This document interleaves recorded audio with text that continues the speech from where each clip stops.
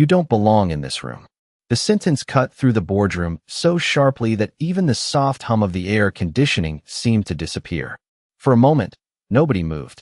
Nobody blinked. The city skyline stretched beyond the floor-to-ceiling windows, bathed in the pale glow of a late autumn afternoon. But inside the executive conference room on the 52nd floor of Helix Global headquarters, all attention shifted to one woman. Naomi Carter stood at the far end of the 12-foot walnut conference table, her posture straight, her expression unreadable. The silver nameplate in front of her read Chief Executive Officer, yet the man who had just spoken acted as though it meant nothing. Edward Kensington leaned comfortably into his leather chair, his fingers resting against a crystal water glass. At 72 years old, he had spent decades controlling rooms exactly like this one. His tailored navy suit looked as expensive as the skyline outside. Around him sat 7 other board members, most of whom had known him longer than they had known Naomi. A few exchanged uncomfortable glances. Others looked down at their tablets. One man quietly smirked. Another adjusted his cufflinks and stared out the window, pretending not to hear what everyone had just heard. "With all due respect," Edward continued, his voice calm enough to sound polite and sharp enough to leave a mark. "Some positions are earned over generations. They aren't handed out because it looks good in a press release." A low chuckle rolled across one side of the table. Not loud, not obvious, just enough. Naomi heard every second of it. She also noticed who laughed and who remained silent. The afternoon sun reflected against the polished surface of the table, creating long ribbons of golden light between stacks of financial reports and untouched coffee cups. The scent of dark roast coffee mixed with the faint smell of leather and polished wood. Everything about the room projected power.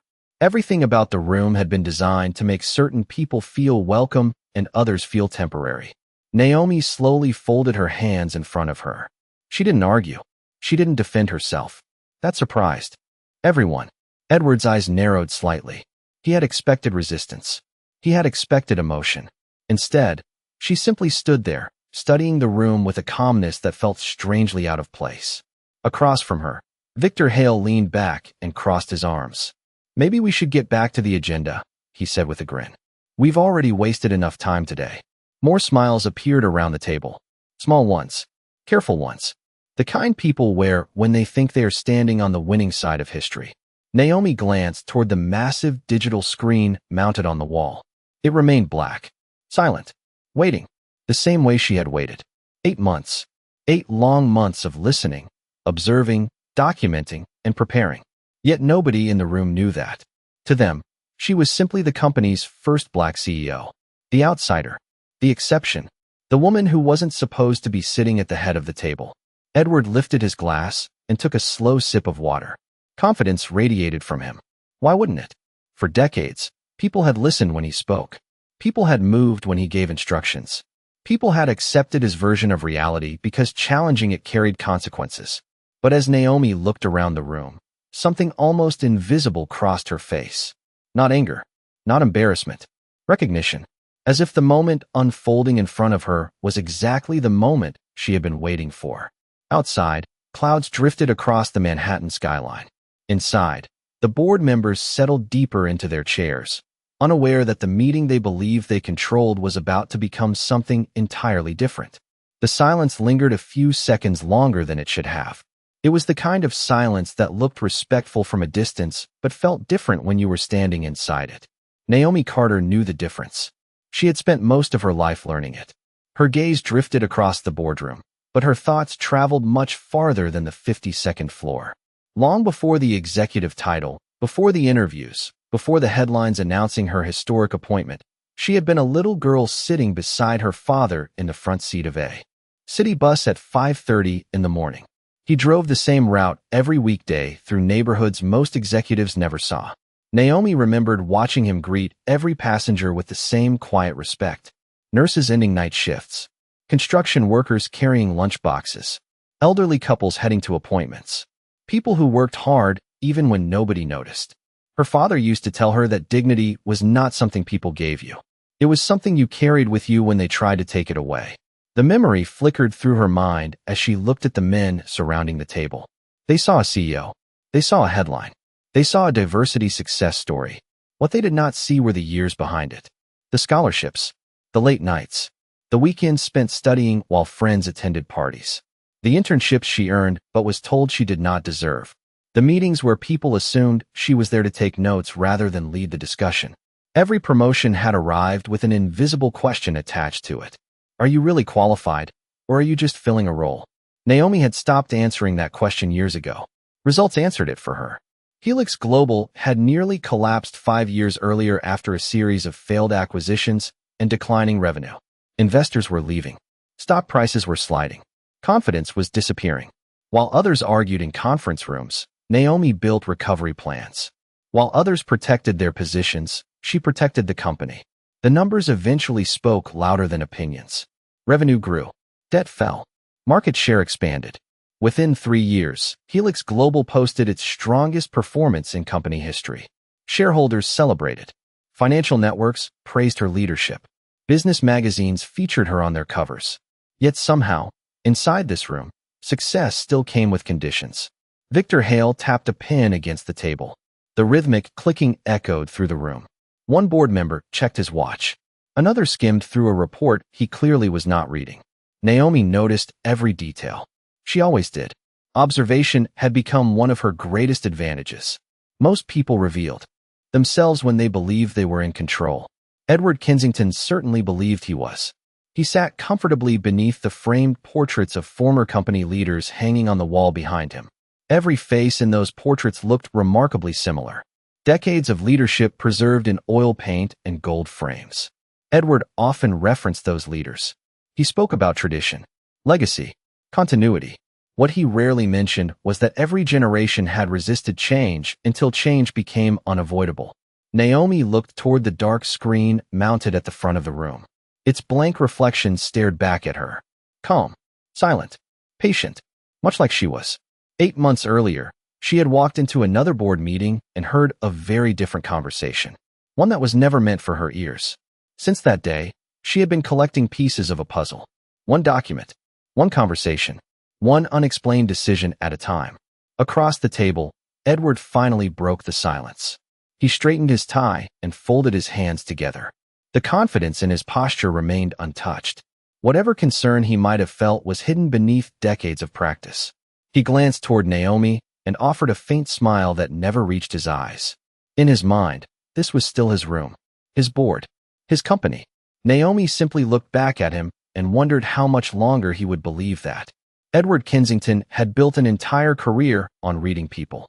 For more than 40 years, that skill had helped him stay powerful while others came and went. He knew who could be influenced, who could be pressured, and who eventually learned to stay quiet. In his experience, every executive had a breaking point. Every leader wanted approval from the people above them. That belief had shaped the way he managed Helix Global long before Naomi Carter arrived. He glanced around the boardroom and found reassurance in familiar faces. Victor Hale sat 2 seats away, casually scrolling through financial summaries on a tablet. Patricia Monroe reviewed a stack of legal documents with practiced efficiency. The others occupied their usual places, surrounded by polished wood, expensive suits, and decades of shared history. Most of them had spent years protecting one another. They attended the same charity galas. They vacationed in the same coastal communities. Their children attended the same private schools. Their world extended far beyond quarterly earnings reports. It was a network built on relationships, loyalty, and influence. Naomi had never truly been part of that world. At least that was what Edward believed. To him, her success represented an interruption rather than a continuation. The company had survived generations of leadership without someone like her sitting at the head of the table. That fact mattered to him more than he would ever admit publicly. The sunlight shifted across the windows as clouds drifted over Manhattan. The room briefly darkened before brightening again. Edward adjusted his cuff and glanced toward the skyline. From 52 floors above the city, everything looked small.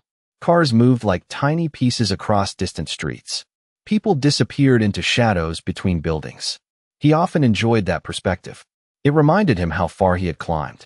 Across the table, Naomi remained composed. No nervous gestures. No hurried explanations. No visible frustration. The calmness bothered him more than he expected. Most executives reacted when challenged. Some became defensive. Others became emotional. Naomi did neither. Her restraint felt intentional. Edward dismissed the thought almost immediately. He had seen confidence before. Eventually, confidence met reality. The shareholders are expecting answers, Victor said, breaking the silence. We should discuss expansion plans before we waste the afternoon. Several heads nodded. The conversation began shifting toward routine business matters. Market forecasts, acquisitions, international growth targets, familiar territory, comfortable territory. Yet Naomi noticed something unusual. Every time major decisions were discussed, the same people controlled the conversation. The same voices guided outcomes. The same individuals quietly redirected attention whenever certain topics approached sensitive areas. It was subtle, efficient, practiced. Most people would have missed it entirely. Naomi did not. 8 months earlier, she had noticed the pattern for the first time. A budget approval that bypassed standard review procedures. A consulting agreement approved unusually fast. A financial recommendation that benefited a specific vendor despite better alternatives. At first, each incident appeared insignificant. Together, they formed something much larger. The memory returned clearly now. She remembered sitting alone in her office late one evening while rain tapped softly against the windows. Most employees had already gone home.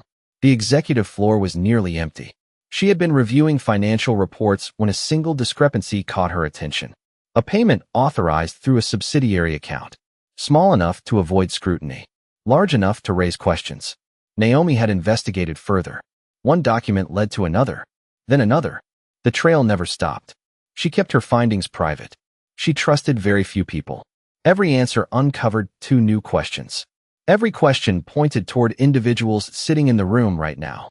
Edward cleared his throat and straightened a folder in front of him. Now, he said confidently, looking around the table, let us focus on the future of this company. Naomi watched him carefully. Future. The word lingered in her mind. Because unlike everyone else in the room, she already knew exactly how this meeting was going to end. Naomi let the silence settle before she moved. The board members expected another presentation, another forecast, another discussion about growth targets and shareholder expectations. What they did not expect was for her to reach calmly toward the small remote resting beside her folder. The movement was subtle, almost forgettable. Yet something about it caused Victor Hale to pause in the middle of a sentence. Naomi pressed a button. The massive screen at the front of the room flickered to life. A company logo appeared against a dark background. Nothing unusual. Several executives immediately looked relieved. Edward Kensington leaned back in his chair and folded his arms. The faint smile returned to his face. He believed she was finally returning to the agenda. Good, he said. Let us focus. On business. Naomi turned toward the screen. I agree, she replied. Let us do exactly that. Her voice remained calm, measured, professional. The first slide appeared. It displayed a simple chart showing a series of consulting payments made over the previous 3 years. Victor glanced at it and shrugged. Patricia Monroe barely looked up from her papers. To anyone unfamiliar with the numbers, it seemed routine. Naomi clicked to the next slide. Then the next. Then another. The room remained relaxed. At first. But gradually a few expressions began to change. A payment appeared twice under different categories. A vendor contract exceeded standard approval limits. An expense authorization bypassed required review procedures. Small details.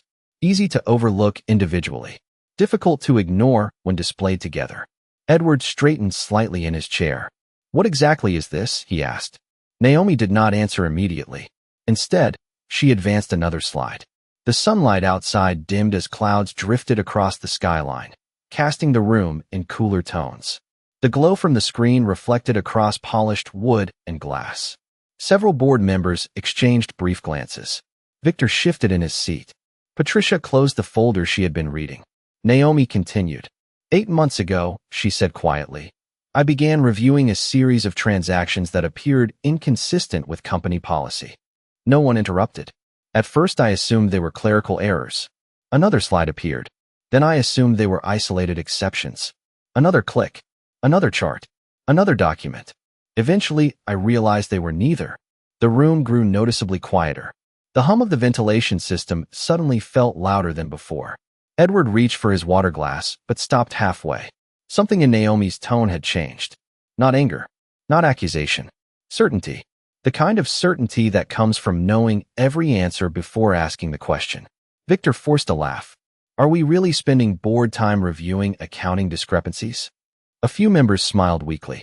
Nobody joined the laughter. Naomi looked directly at him. No, she said. We are reviewing patterns. The single word landed heavily. Patterns. The screen changed again. This time names appeared beside transactions. Approval chains. Authorization records. Digital signatures. The atmosphere shifted. Slowly. Almost invisibly. Like pressure building before a storm.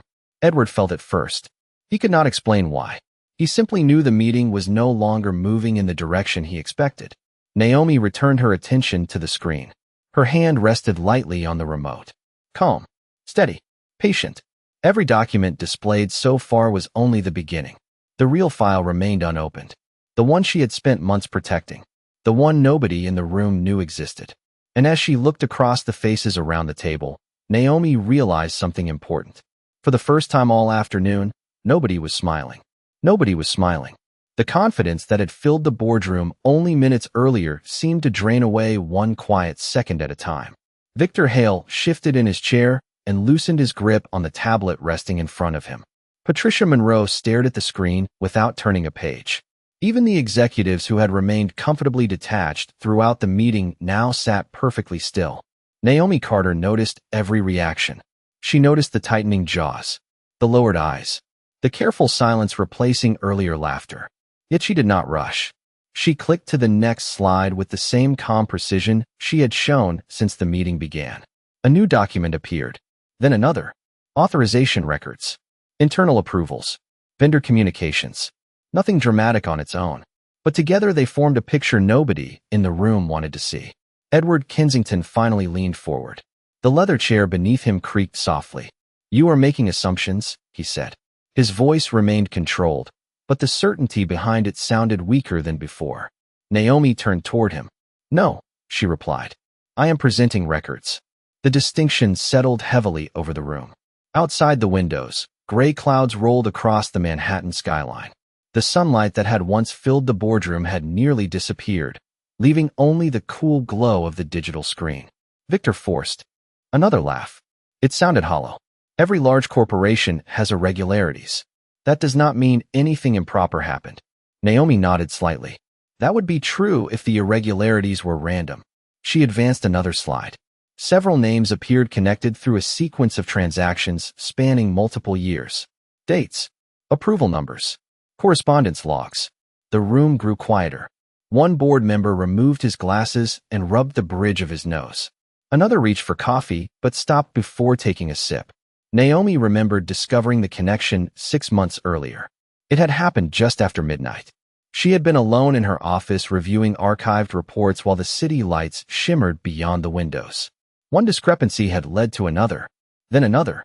The pattern became impossible to ignore. Every path eventually pointed toward the same small circle of decision-makers. The same people sitting around this table. These records have been independently verified, Naomi said. Twice. No one responded. Edward's expression hardened. If you have a concern, you should have brought it to the board. Naomi looked directly at him. I did not bring it to the board because the board was part of what required investigation. The words landed like a sudden drop in temperature. Nobody moved. Nobody spoke. Victor's face lost color. Patricia slowly closed her eyes for a brief moment before looking back at the screen. The atmosphere had changed completely now. This was no longer a routine meeting. No longer a disagreement over strategy or policy. Something far larger was unfolding. Naomi rested the remote beside her folder and opened a separate file. Unlike the previous documents, this folder was thick, carefully organized, protected. 8 months of work contained inside. Edward stared at it without blinking. For the first time all afternoon, uncertainty appeared in his eyes. Naomi placed the folder on the table and folded her hands beside it. She knew what was inside. More importantly, she knew what would happen once it was revealed. Around the room, the executives waited in complete silence. The file sat between them like a locked door. And Naomi was the only person holding the key.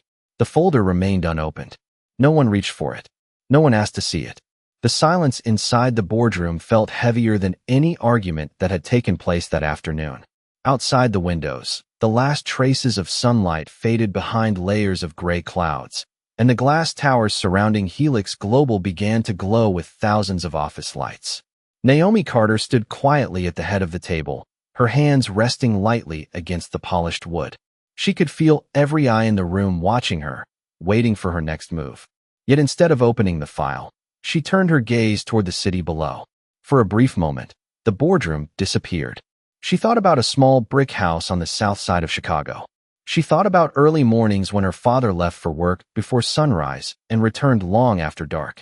She remembered sitting at the kitchen table while he reviewed bills under the yellow light above the sink. Money had often been tight, but he never complained. Whenever she asked why he worked so hard, he always gave the same answer. Because integrity is expensive, but losing it costs even more. The memory settled over her like a steady hand on her shoulder. Back then, success had seemed impossibly far away. No one in her neighborhood talked about becoming a chief executive officer. No one talked about boardrooms overlooking Manhattan. Yet her father had always believed she belonged in any room her hard work could take her. Naomi slowly drew a breath and returned her attention to the people sitting around the table. Edward Kensington looked older now than he had at the start of the meeting. Not weaker, not defeated, just tired. The confidence that once filled his posture had been replaced by something quieter. Uncertainty. Victor Hale stared down at the table, avoiding eye contact. Patricia Monroe sat motionless, her legal instincts telling her exactly how serious the situation had become. The room had transformed. Earlier, it had been filled with assumptions. Now it was filled with questions. Naomi understood something they did not. This was never about revenge. Revenge would have been easier. Anger would have been easier. What mattered was accountability. What mattered was protecting the company from people who believed their positions placed them above responsibility. The screen at the front of the room still displayed the final chart from her investigation. Rows of numbers reflected faintly across the glossy table surface. Nobody looked at them anymore. Their attention remained fixed on the unopened folder. Edward finally cleared his throat. The sound seemed unusually loud against the silence. "Naomi," he said carefully, "what exactly is inside that file?" For the first time since the meeting began, there was no arrogance in his voice. No mockery. No confidence. Only caution. Naomi looked down at the folder and rested one hand on its cover. The paper felt cool beneath her fingertips. 8 months of evidence. 8 months of preparation. 8 months of waiting for this exact moment. Then she looked back up. Her expression remained calm, steady, certain, and when she finally spoke, every person in the room leaned forward to listen. "The future of this company," she said quietly, "depends on what happens after I open it." For several seconds, nobody spoke. Naomi Carter looked around the boardroom one final time before opening the folder. The soft sound of paper sliding against paper seemed impossibly loud in the silence. Then she removed the first document and placed it on the table. Edward Kensington immediately recognized the letterhead. His expression changed. It was not a company report. It was a shareholder authorization agreement. Naomi lifted another document. Then another. Signed commitments. Voting transfers. Proxy assignments. The pages formed a neat stack beside her. 3 months ago, Naomi said calmly, a coalition of institutional investors requested a private review of the company's governance structure. Victor Hale frowned. "That is impossible." Naomi ignored the interruption. 2 months ago, that coalition gained support from additional shareholders representing a controlling interest. Patricia Monroe's eyes widened as she scanned one of the documents now displayed on the screen. Her legal training allowed her to understand the implications faster than anyone else in the room. Edward noticed her reaction and suddenly felt a knot tighten in his stomach. Naomi pressed another button on the remote. The screen changed. A chart appeared showing shareholder ownership percentages. Names filled the display. Pension funds, investment groups, institutional partners. One by one they aligned beneath a single column. Support for governance restructuring. The number at the bottom stopped the room cold. 56%. A controlling majority. Nobody moved. Victor stared at the screen as if the number might change if he looked long enough. It did not. Naomi folded her hands. The investors reviewed the findings from the independent investigation. She paused. They also reviewed the financial records, approval histories, and governance concerns connected to members of this board. Edward's face tightened. You went around the board. Naomi met his gaze without hesitation. I went to the owners of the company. The words landed with absolute precision. For decades, Edward had treated the board as the center of power. Naomi had quietly gone beyond it. Outside the windows, the city lights now illuminated the darkening skyline. Inside, the room felt smaller than ever. Patricia slowly set down her pen. The restructuring vote already happened, she said quietly, reading from the document in front of her. Naomi nodded. 48 hours ago. Victor leaned forward. You are telling me this board no longer controls governance decisions? Correct, Naomi replied. Those decisions now belong to the shareholder coalition. Edward stared at the documents spread across the table. For the first time that day, he understood the truth. The investigation had never been the real surprise. The real surprise was that Naomi had spent months building support while everyone else underestimated her. Every conversation, every meeting, every insult, every assumption had given her more time to prepare. The room remained silent as the reality settled in. Naomi looked toward the final document resting inside the folder. The most important one. The resolution that would determine who remained in power and who did not. Then, she slowly placed it on the table and said, Now we can discuss the future of this board. The resolution remained on the table between them. Nobody reached for it. Nobody challenged it. The power dynamics that had defined the room for years had shifted so completely that even the silence felt different. Edward Kensington stared at the document as though it belonged to someone else. His eyes moved across the page, reading the same lines again and again. The language was clear. The shareholder coalition had exercised its authority. Governance reforms had been approved. Leadership oversight would change immediately. Board memberships would be reviewed. Several positions would be terminated. There was no confusion, no loophole, no escape hidden in the wording. Naomi Carter stood calmly at the head of the table. She had imagined this moment many times during the past 8 months. Yet now that it had arrived, she felt none of the satisfaction people might expect. There was no triumph in her expression, no celebration, no desire to humiliate anyone. Because this had never been about winning. It had always been about protecting the company. Victor Hale finally broke the silence. You could have destroyed us publicly. His voice sounded smaller than before. Naomi looked at him for a moment. That was never my goal. Victor lowered his eyes. Across the table, Patricia Monroe carefully closed the folder in front of her. She understood exactly what Naomi meant. Public scandals damaged companies. Employees suffered. Investors lost confidence. Careers unrelated to the situation were often affected. Naomi had spent months gathering evidence, yet she had deliberately chosen a path that protected the organization while addressing the problem. That choice spoke louder than any speech could have. Edward slowly leaned back in his chair. For the first time all afternoon, he seemed willing to see Naomi clearly. Not as an outsider, not as a symbol, not as someone who had been given an opportunity, but as a leader. The realization appeared gradually across his face. Every assumption he had made about her had been wrong. She had not reacted emotionally when insulted. She had not retaliated when challenged. She had not sought revenge when she gained the advantage. Instead, she had done exactly what great leaders were supposed to do. She had protected the institution above herself. Naomi folded her hands. The restructuring becomes effective immediately, she said. Transition support will be provided. Every decision will follow established governance procedures. Her voice remained professional, respectful, steady. Nobody argued. Nobody protested. Even those most affected understood the reality before them. The decision had already been made. The shareholders had spoken. The documents had spoken. The facts had spoken. Outside the windows, thousands of lights now illuminated the city. Inside the boardroom, the tension that had dominated the afternoon slowly began to dissolve. Edward looked toward Naomi one final time. I misjudged you, he said quietly. The words hung in the air. Simple. Honest. Naomi nodded once. She did not demand an apology. She did not prolong the moment. She simply accepted it and turned her attention back to the resolution. Because the future of Helix Global was already waiting, and unlike everyone else in the room, she had been preparing for it all along. The meeting ended without applause. There was no dramatic farewell. No raised voices. No celebration. One by one, The board members gathered their papers and quietly left the room. The same people who had entered with confidence now walked through the glass doors in silence. Their footsteps faded down the hallway until only one person remained. Naomi Carter stood alone beside the long walnut conference table. The digital screen had gone dark. The folders had been closed. The reports had been filed away. Outside the floor-to-ceiling windows, Manhattan shimmered beneath the night sky. Thousands of lights stretched toward the horizon like a living constellation. For a moment, Naomi simply stood there and listened.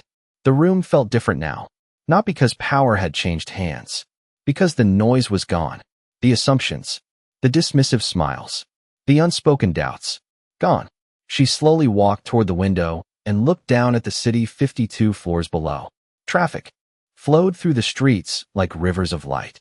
Somewhere beyond the skyline, families were finishing dinner. Nurses were beginning night shifts. Bus drivers were completing their routes. Ordinary people were working hard without expecting recognition. The thought brought a faint smile to her face. Her father would have appreciated that. Naomi reached into her purse and removed a worn photograph she carried almost everywhere. The edges had softened over the years. In the picture, a younger version of herself stood beside her father next to a city bus. She remembered the day clearly. She had been 12 years old. He had placed a hand on her shoulder and told her something she never forgot. Do not spend your life trying to prove you belong in someone else's room. Build a future that makes the room better because you are in it. At the time, she had not fully understood what he meant. Tonight she did. The door behind her opened softly. Naomi turned and saw Patricia Monroe standing in the doorway. Everyone has gone home, Patricia said. Naomi nodded.